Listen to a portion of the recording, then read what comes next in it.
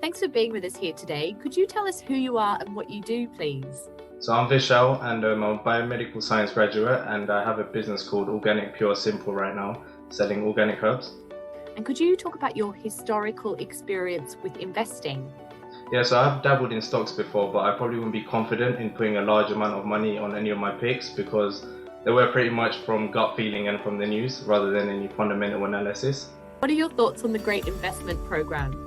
Well, it's in the name, I guess, but I would say as a young individual, it's probably given me the confidence and the foundation for my future in investing. And I think the way Alpesh relays his information, he's kind of got a lot of vast experience in the markets and he probably will save me from learning things the hard way, so I can probably stop myself from making all the mistakes I probably would have.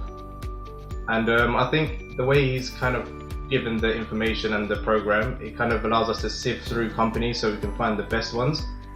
Companies that can probably weather bad times and that have great value in terms of growth and momentum. And what kind of results have you achieved so far with the program? So most of my stocks are actually in profit, but I would say some have been over 400%, some leveraged stocks, ETFs, and I'm really happy with the results I've got and I'm looking forward to my future in investing.